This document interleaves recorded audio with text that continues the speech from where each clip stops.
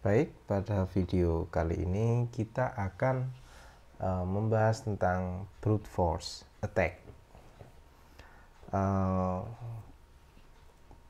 Ya, kita mulai dari definisinya ya, bahwa brute force attack ini adalah percobaan menebak password secara berulang-ulang.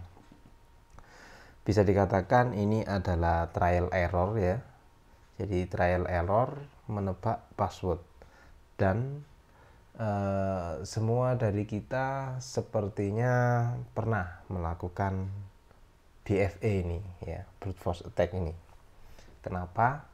Karena terkadang kita lupa dengan password, lalu kita melakukan penebakan password, atau mungkin saat kita usil mungkin ya dengan teman kita. Karena memang brute force attack ini adalah serangan yang paling mudah untuk dilakukan.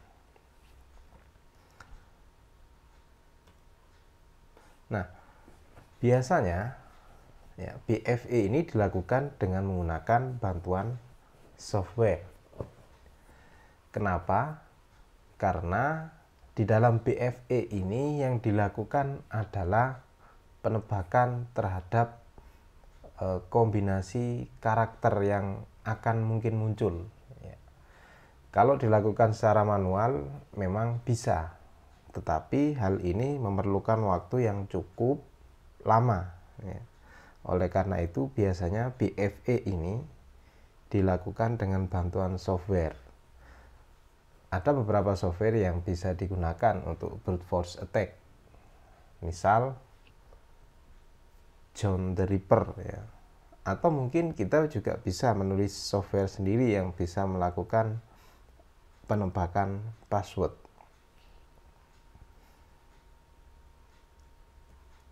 Ya. BFA ini salah satu metode yang cukup menguras waktu ya, karena memang harus dilakukan sebanyak kemungkinan password yang akan mungkin muncul ya.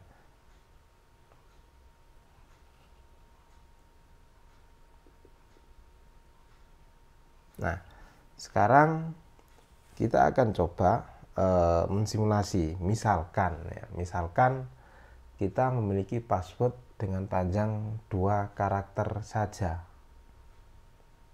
Oke.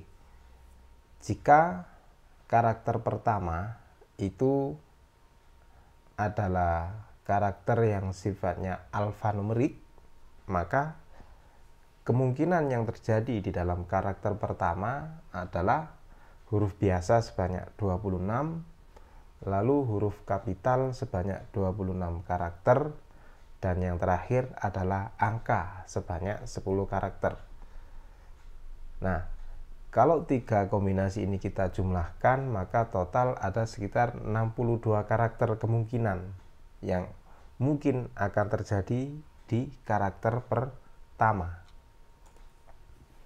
Lalu di karakter kedua itu juga ada kemungkinan yang sama dengan karakter pertama, sehingga karakter pertama ada 62 kemungkinan, karakter kedua juga sama 62 kemungkinan. Lalu jika karakter pertama dan kedua sama-sama memiliki 62 kemungkinan, maka kemungkinan kombinasi password yang akan terjadi di dalam 2 karakter itu adalah 3.844 kombinasi ya, hampir 4.000 kombinasi. Oleh karena itu, jika dengan hanya 2 karakter ya kita lakukan brute force secara manual, ini ya cukup menguras waktu ya, karena harus dilakukan hampir sebanyak 4.000 kali. Oleh karenanya biasanya brute force ini dilakukan dengan bantuan software ya. Kalau mungkin dengan tanpa bantuan software kita mungkin memerlukan waktu berjam-jam atau berhari-hari dengan 4.000 kombinasi tanpa bantuan software ya. Namun dengan bantuan software bisa saja dengan 4.000 kombinasi ini dilakukan dalam beberapa detik. Nah, Ada beberapa jenis BFE. Ada BFE yang sifatnya reguler, artinya menebak seluruh kemungkinan karakter. Ada pula jenis BFE yang penebakannya itu didasarkan pada kamus bahasa. Nah, jenis BFE yang ini sering pula disebut dengan dictionary attack, ya.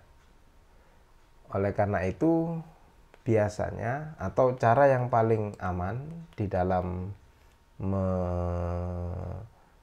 membuat password adalah dengan menggunakan kata-kata atau kosakata yang tidak ada di dalam kamus.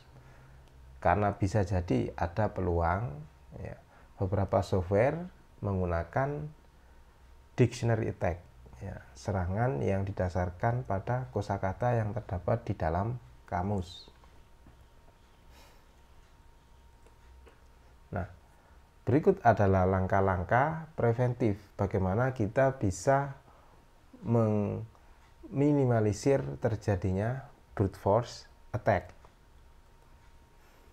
Yang pertama adalah tentu saja kita bisa menggunakan kombinasi password yang kuat.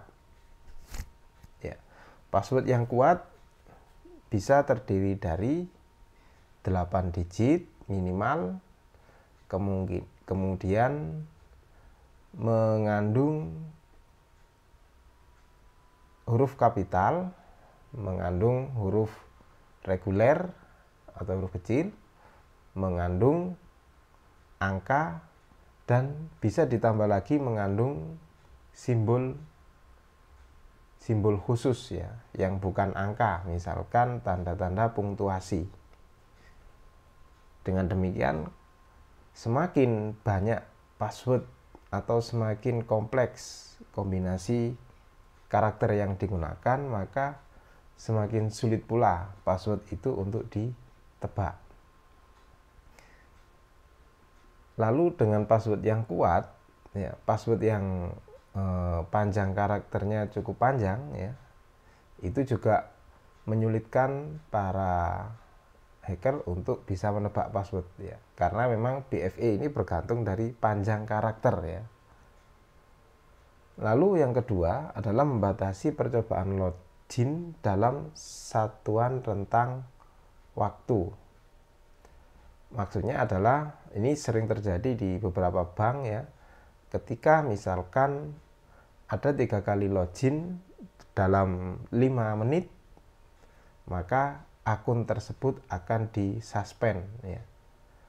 Tidak bisa aktif, tidak bisa digunakan, dan untuk mengaktifkannya harus mendatangi customer service, ya, di bank yang bersangkutan dengan membawa buku tabungan dan juga tanda pengenal yang resmi.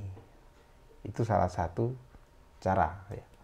Lalu bisa juga untuk menghindari BFE ini dengan memaksakan timeout terhadap percobaan login. Kalau tadi ketika 3 kali dalam 5 menit gagal, itu langsung disuspend. Kalau timeout ini 3 kali gagal, maka harus menunggu 1 jam lagi baru boleh login. Lalu yang terakhir, langkah preventif yang bisa dilakukan untuk menghindari BFE ini adalah memastikan entitas yang login adalah manusia, bukan software ataupun bukan bot. Ini bisa ditempuh dengan jalur CAPTCHA, ya, CAPTCHA. Di dalam slideshow sudah saya tunjukkan seperti apa CAPTCHA, ya, tampilannya. Nah, CAPTCHA ini adalah tes atau uji yang tersedia secara publik. Dia berjalan secara otomatis dan tujuannya adalah untuk memastikan yang login itu manusia ataukah komputer. Nah, umumnya CAPTCHA ini dikemas dalam bentuk karakter yang agak sulit terbaca, ya, tujuannya adalah agar tidak bisa dikenali oleh OCR ya. OCR itu alat pembaca ya. Lalu beberapa provider CAPTCHA ya, kita bisa manfaatkan layanan dari Google reCAPTCHA ya. Kalau kalian mencoba menggunakan Google reCAPTCHA, tentunya ini juga harus ada domain yang bisa diakses ya. Jadi harus posisi online servernya, atau kita bisa juga menggunakan pustaka lain. Bisa berasal dari framework ya. Salah satu framework yang menyediakan CAPTCHA di dalam pustakanya adalah CodeIgniter ya. Ini juga sering saya gunakan. Atau bisa juga kita mengambil dari repository PHP ya, misalkan packages. Artinya membuat CAPTCHA saat ini bukanlah hal yang rumit sebenarnya ya. Dan kita tidak perlu membuat CAPTCHA secara dari awal ya, tidak perlu membuat from scratch ya untuk CAPTCHA ini. Nah, yang terakhir ada dua permasalahan ya yang bisa terjadi di dalam implementasi CAPTCHA. Nah, yang pertama, karena biasanya CAPTCHA ini didasarkan pada ID session ya, ada peluang beberapa user akan menggunakan ulang ID session ya, ID session dari gambar CAPTCHA yang sudah ada. Jadi misal ada si A ya, membuka website ya, login, lalu di sana ada CAPTCHA Ali misalkan CAPTCHA-nya. User tersebut menyimpan CAPTCHA Ali ini ya sekaligus sessionnya. Lalu session itu akan digunakan kembali untuk percobaan login berikutnya ya, sehingga loginnya tidak perlu lagi menggunakan manusia tapi cukup mesin ya, yang di dalamnya sudah tersimpan sessionnya. Oleh karena itu biasanya implementasi CAPTCHA ini harus kita perhatikan sessionnya ya. Jadi session itu harus ada expire-nya. Ketika session expire, maka CAPTCHA harus berganti. Nah, lalu ada beberapa CAPTCHA yang mungkin tersimpan di server share ya. Server hostingan itu kadang-kadang ya, bukan kadang-kadang ya, server hostingan biasanya ya di layanan hosting itu biasanya sifatnya share ya. Nah, ketika ada salah satu virtual host yang bermasalah, bisa jadi masalah di dalam virtual host tersebut akan mempengaruhi CAPTCHA yang kita buat ya. Karena sifatnya servernya share ya. Jadi virtual host A sudah bisa dihack ya. Sementara CAPTCHA kita tertanam di server yang sama dengan virtual host A. Ini juga akan menjadi masalah. Oleh karena itu memang disarankan server itu harusnya berada secara eksklusif ya. Namun memang ini memerlukan biaya yang tidak murah ya. Server yang eksklusif atau minimal menggunakan server private ya, virtual private server. Ini juga lebih aman bila dibandingkan dengan menggunakan server yang sifatnya share. Oke. Sementara itu untuk brute force attack. Sampai ketemu di video yang lain.